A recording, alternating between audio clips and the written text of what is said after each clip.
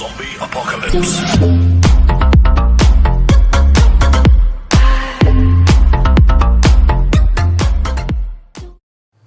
Hello everyone, तो मैं हूं पंकज कुमार और आप देख रहे हैं आपका अपने यूट्यूब चैनल हेलो बच्चों। तो चलिए हम लोग आज स्टार्ट करेंगे क्लास 10 का चैप्टर 4 यानी एक्सरसाइज 4.4। तो 4.4 स्टार्ट करने से पहले मैं कुछ उसका इंट्रोडक्शन देना चाहता हूं ताकि आपको बनाने में आसानी हो। ठीक है, तो हम लोग आइए चलिए देखते हैं कि नेचर ऑफ रूट्स, एक टॉपिक मैंने बोर्ड पे लिख रखा है, नेचर ऑफ रूट्स। किसी भी रूट्स का नेचर क्या होता है, कहने का मतलब है कि कैसे बनाएंगे, कौन से इक्वेशन को बनाएंगे जो पता चले कि उसका रूट्स निकलेगा, किसी का नहीं निकलेगा। तो two distinct real roots if b square minus 4ac is greater than 0। अगर कोई इक्वेशन लिखा हुआ है और अगर उसका बी स्क्वायर माइनस 4ac एक फॉर्मूला है, उसको अगर निकालेंगे और अगर वो वैल्यू 0 से बड़ा आ गया, कहने का मतलब ग्रेटर देन 0 का मतलब हो जाता है कि अगर 5 आ जाए, 1 आ जाए, 2 आ जाए, 3 आ जाए, तो ये सब क्या है, सारे ग्रेटर देन 0 है। तो इसका मतलब दो रूट्स पॉसिबल है, दो रियल रूट्स निकलेंगे, डिस्टिंक्ट अलग अलग रूट्स निकलेंगे। ठीक है, दूसरा में है कि two equal real roots if b square minus 4ac equal to 0। अगर b square minus 4ac equal to 0 आ गया, मतलब क्या होगा कि जो वैल्यू है वो दो रूट्स निकलेंगे लेकिन दोनों सेम रूट्स। कहने का मतलब जो ये बी स्क्वायर माइनस 4ac इसका जो वैल्यू आएगा वो 0 के बराबर आएगा। ठीक है, 0 0 हो जाएगा इसका, ये इक्वल टू 0। तो जब ऐसे केस आएंगे तो क्या होगा कि दो रूट्स निकलेंगे लेकिन दोनों रूट्स इक्वल रहेंगे आपस में, जो भी वैल्यू आएगा दोनों सेम आ जाएगा। तीसरा में no real roots if b square minus 4ac is less than 0। अगर बी स्क्वायर माइनस 4ac हम लोग फार्मूला पुट किया और अगर वो 0 से कम आ गया, ठीक है, तो वो उसका कोई भी रूट्स नहीं निकलेगा। कहने का मतलब है कि अगर -1 आ गया, -2, -5, -10, तो ये सब क्या होता है, 0 से सब छोटा होता है, यानी 0 इससे बड़ा हो जाता है। तो ऐसे केसेस में ये वैल्यू इसका पॉसिबल नहीं हो पाएगा। अच्छा, ये बी स्क्वायर माइनस 4ac जो एक फॉर्मूला है डी, ये डिस्क्रिमिनांट निकालने का, जिसको हम लोग शॉर्ट में कहते हैं डी कहते हैं। ठीक है, तो डिस्क्रिमिनांट निकालने का फॉर्मूला ये बी स्क्वायर माइनस 4ac। अब चलिए जो मैंने कहा ये हम लोग जब एक्सरसाइज अभी स्टार्ट करेंगे तो हम लोग इसका सारा यूज देखेंगे। तो चलिए हम लोग आते हैं 4.4 का क्वेश्चन नंबर 1 पे। तो ये हमारा क्वेश्चन नंबर 1 है कि find the nature of the roots of the following quadratic equation है कि यहाँ क्वाड्रेटिक इक्वेशन दिया हुआ है, इसका नेचर फाइंड करना है। जैसे आप लोग नेचर फाइंड करते हैं ना किसी पड़ोसी का, किसी दोस्त का, कि इसका नेचर कैसा है, तो हम लोग को क्वेश्चन का नेचर फाइंड करना है। ठीक है, if the real roots exist find them. अगर इसका रूट्स पॉसिबल है निकालना तो रूट्स निकालेंगे, अगर पॉसिबल नहीं है तो रूट्स नहीं निकलेगा। ठीक है, तो चलिए हम लोग इसका पहले फाइंड करते।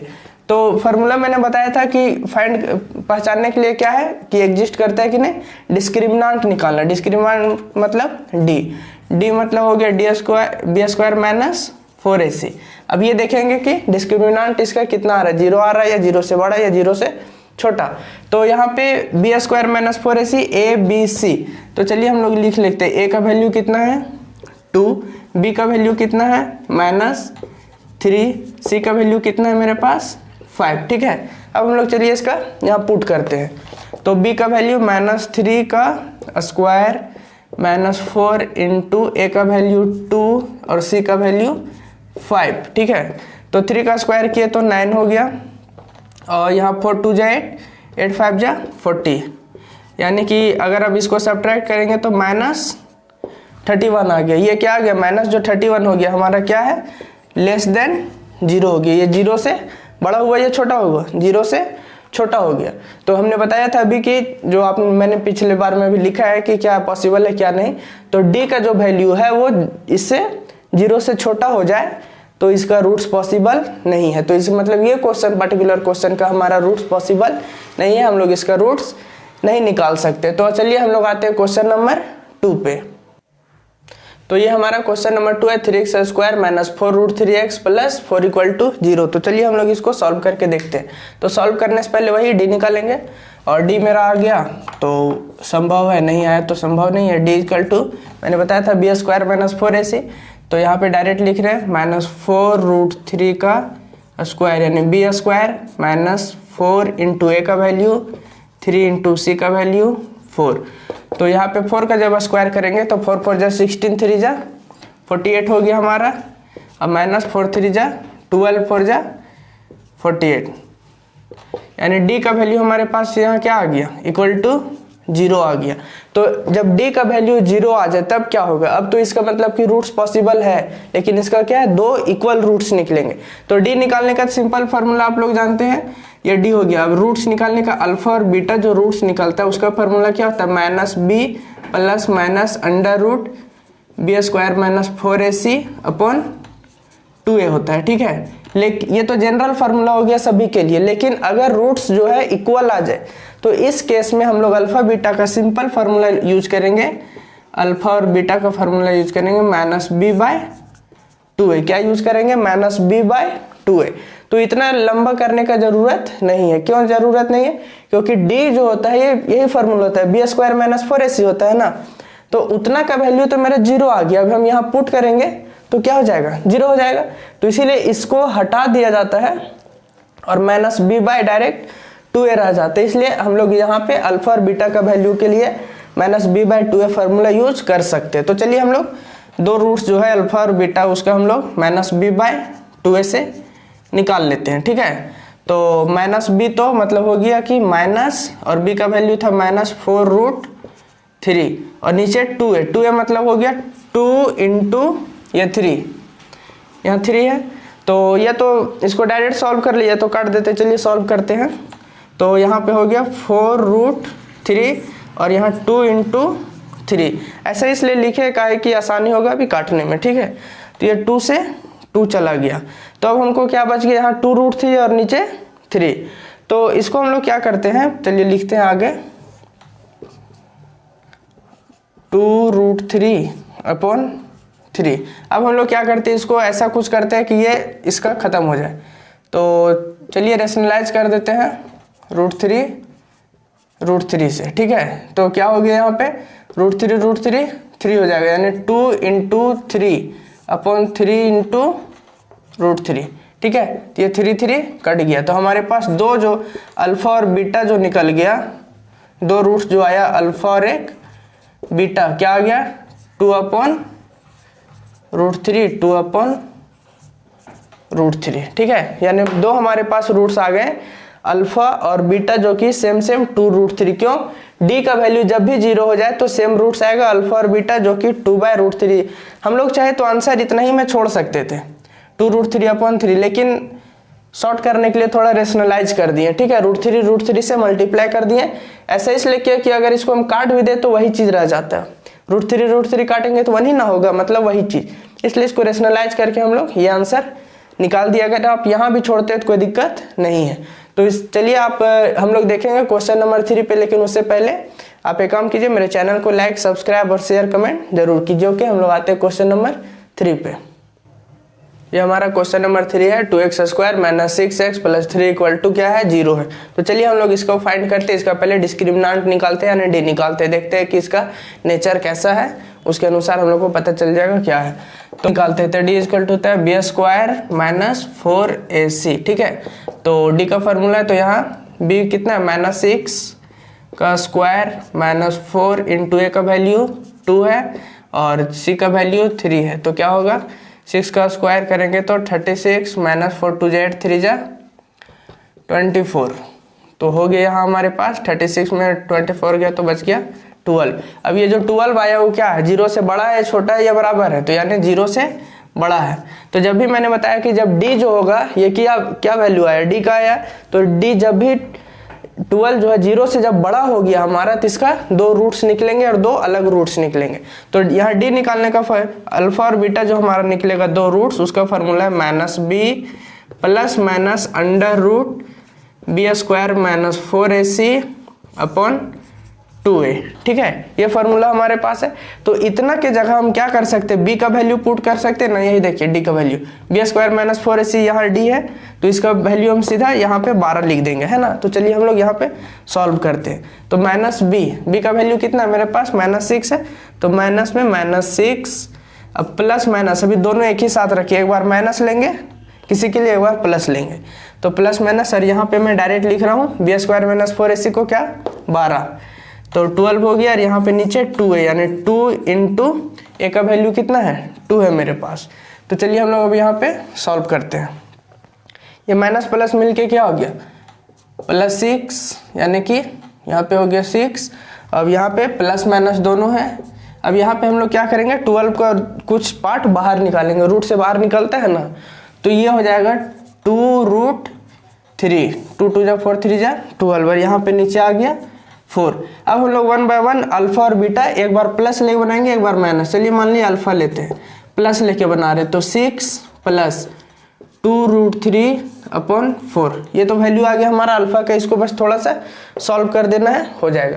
तो 2 हम लोग कॉमन निकाल लेते हैं। क्या करते हैं, 2 कॉमन निकाल लेंगे तो क्या बच जाएगा, 3 प्लस √3/4। यहाँ पे 2 से 2 कट गया, तो अल्फा का हमारा वैल्यू आ गया 3 प्लस √3/2, एक वैल्यू आ गया। अब हम लोग बीटा का निकालेंगे तो यहाँ सिर्फ माइनस हो जाएगा, तो बीटा इक्वल टू क्या है 6।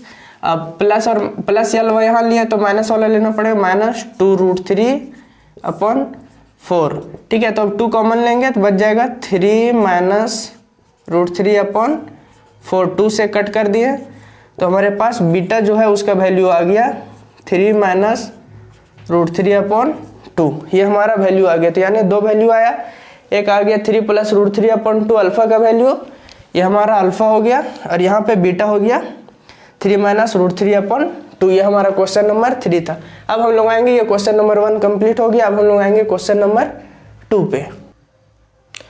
तो ये हमारा क्वेश्चन नंबर 2 है, फाइंड द वैल्यूज ऑफ के for each of the following quadratic equation. क्या है कि इसमें एक क्वाड्रेटिक इक्वेशन दिया हुआ है जिसका हमें के फाइंड करना है, so that they have two equal roots. और इसमें बतला दिया है इस क्वेश्चन में कि हमें जो निकालना है इसका रूट्स, इस जो के का वैल्यू निकालना है उसके लिए दिया हुआ है कि इसका रूट्स जो है इक्वल है। रूट्स इक्वल कहने का मतलब हो जाता है कि इसमें जो हमारा d का वैल्यू है वो 0 दिया हुआ है ना, डिस्क्रिमिनांट जो हमारा वो d इक्वल टू 0 है, तब हम लोग इसका के फाइंड करेंगे। ठीक है, तो एकदम टेंशन नहीं लेना, एकदम इजी वे में हम लोग बनाते चलेंगे और सीखते चलेंगे। ठीक है, तो उससे पहले आप थोड़ा सा एक काम कीजिए, मेरे चैनल को सब्सक्राइब कीजिए और ज़्यादा से ज़्यादा शेयर कीजिए ताकि आपके सारे दोस्तों तक ये वीडियो पहुंच सके, और जो नहीं पढ़ पा रहे हैं उन लोग को भी पढ़ने में आसानी हो जाए। ये मेरा एनसीईआरटी चल रहा है, कुछ दिन में मैं आर एस अग्रवाल का भी वीडियो डाल दिया करूँगा, लेकिन फिलहाल एनसीईआरटी में बना रहा हूँ। तो चलिए हम लोग इसको समय न लेते हुए हम लोग इसको सॉल्व करते हैं। तो चलिए हम लोग इसका डिस्क्रिमिनांट निकालते हैं, दिया हुआ है लेकिन फिर भी निकालना पड़ेगा, तभी मेरा के का वैल्यू निकलेगा। तो डिस्क्रिमिनांट इक्वल टू इसमें गिवन है कि 0 है, तो डिस्क्रिमिनांट का फॉर्मूला होता है b² minus 4ac equal to 0, यहाँ पे दिया हुआ है। ठीक है, d इक्वल टू 0 मतलब b² minus 4ac equal to 0, तो वैल्यू पुट करते b² मतलब k का स्क्वायर माइनस 4 इंटू a का वैल्यू 2, c का वैल्यू 3 इक्वल टू 0 दिया हुआ है। ठीक है, अब k का हो गया k² माइनस 4 2 जा 8, 8 3 जा 24 इक्वल टू 0। अब यहाँ पे k² इक्वल टू उधर कर दिया 24। अब जब यहाँ k² इक्वल टू 24 आ गया, मतलब यहाँ से 2 वैल्यू निकालेंगे, उससे पहले इसका स्क्वायर हटाना पड़ेगा। ठीक है, तो जब k से हम लोग स्क्वायर हटाते हैं, k का जब हम लोग स्क्वायर हटाएंगे तो यहाँ पर चढ़ जाएगा रूट, और यहाँ पे आ जाएगा प्लस माइनस, एक वैल्यू प्लस में आएगा k का, एक वैल्यू k माइनस में आ जाएगा। तो इसको हम लोग क्या लिख सकते हैं, रूट्स इसका जब हम लोग बाहर करेंगे, तो रूट्स बाहर करने का तरीका पता है कि नहीं आपको, देख लीजिए।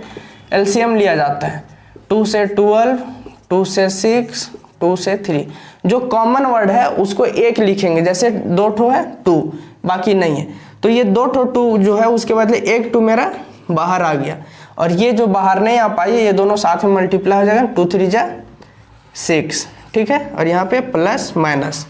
ठीक है, तो k इक्वल टू हो गया प्लस माइनस 2√6, यानी कि k का हमारे पास 2 वैल्यू आ गया, एक हो गया k इक्वल टू माइनस 2√6 और एक हो गया सिंपली 2√6, यानी k का हमारा यहाँ पे 2 वैल्यू आ गया। क्यों? क्योंकि डिस्क्रिमिनांट यहाँ पे बोल दिया कि डिस्क्रिमिनांट हमारा 0 है। अब रूट्स निकालने का तरीका ये, सिंपली किसी भी इक्वेशन में ऐसा अगर रहे कि रूट से बाहर कैसे निकाले, तो सीधा उसके एलसीएम लीजिए, पेयर कीजिए वर्ड को, जो पेयर होते जाएगा उसको बाहर लिखेंगे, जो पेयर नहीं होगा उसको मल्टीप्लाई करके रूट के अंदर रखेंगे। ठीक है, तो चैनल को सब्सक्राइब कीजिए और बेल आइकन जरूर दबाइए। ठीक है, तो चलिए हम लोग चलते हैं इसके क्वेश्चन नंबर 2 पे।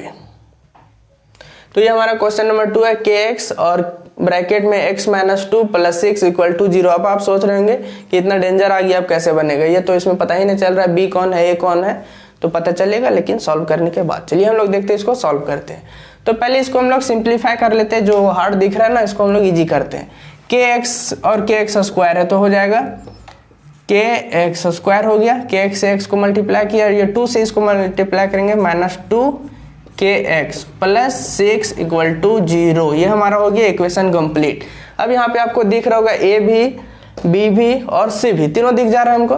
तो हम लोग फिर इसमें दिया हुआ है कि डिस्क्रिमिनेंट जो हमारा क्या है 0, यानी कि b square minus 4ac equal to 0 हमारे पास दिया हुआ गिवन। ये इक्वेशन जो है गिवन दिया हुआ है, ठीक है। तो पुट करते हैं हम लोग यहाँ बी का वैल्यू कितना -2 के, -2 के का स्क्वायर -4 इंटू ए का वैल्यू के है और सी का वैल्यू हमारे पास कितना है 6 इक्वल टू 0। चलिए अब हम लोग इसको सॉल्व करते हैं। तो 2k का अगर ये स्क्वायर करेंगे तो हो जाएगा 4k स्क्वायर, यहाँ पे 4 6 जा 24k यानी -24k इक्वल टू 0। अब इसको हम लोग कैसे सॉल्व करें, ये तो थोड़ा टेंशन वाला हो गया ना, बिल्कुल टेंशन नहीं लेना है, इसमें हम लोग कॉमन निकालेंगे। तो देखिए हम लोग सिंपली क्या करेंगे, इसमें 4k कॉमन निकालेंगे। 4k कॉमन निकाल लिए तो हमारे पास क्या क्या बच रहा है, तो यहाँ पे बच रहा है हमारे पास k, ठीक है, k बच गया। यहाँ पे 4k कॉमन निकाले, 2k था ना तो एक ठो k बाहर एक ठो अंदर, और यहाँ पे -6 इक्वल टू 0। तब यहाँ पे दो इक्वेशन मेरा बनेगा, एक हो गया 4k इक्वल टू 0 और दूसरा हो गया k -6 इक्वल टू 0। तो दो इक्वेशन आ गया, तो यहाँ पे हमारे पास k का दो वैल्यू निकलेगा, यानी इफ 4k इक्वल टू 0 तो k इक्वल टू कितना हो गया 0/4, मतलब कि k इक्वल टू 0, ठीक है। दूसरा हो गया कि इफ k -6 इक्वल टू 0 तो k इक्वल टू हमारे पास हो गया 6। तो यहाँ k का मेरे पास दो वैल्यू आ गया, k इक्वल टू 0 और दूसरा आ गया k इक्वल टू 6। तो ज़्यादा यही चलेगा, ये 0 है ना, फिर भी कोई दिक्कत वैसा नहीं है। तो ये था kx x -2 plus 6 equal to 0। तो इसको हम लोग सॉल्व किया सिंपली वे में, और डिस्क्रिमिनेंट इसका गिवन रहता है कि 0 है, तो B square -4ac equal to 0 ये डिस्क्रिमिनेंट का फॉर्मूला है, तो इससे हम लोग सॉल्व किए, इसे k का हम लोग वैल्यू निकालनी है। तो ठीक है, अब हम लोग मिलेंगे अगले वीडियो में, यानी क्वेश्चन नंबर 3 से 4.4 का। लेकिन तब तक आप क्या कीजिए, मेरे चैनल को लाइक कीजिए, सब्सक्राइब कीजिए, शेयर और कमेंट अपने जितने दोस्त है, रिलेटिव है, सभी को आप बताइए कि आप जो पढ़ रहे हैं, ताकि उन लोग भी पढ़े, और बेल आइकन दबाना बिल्कुल ना भूलें। और बस, ओके, थैंक यू।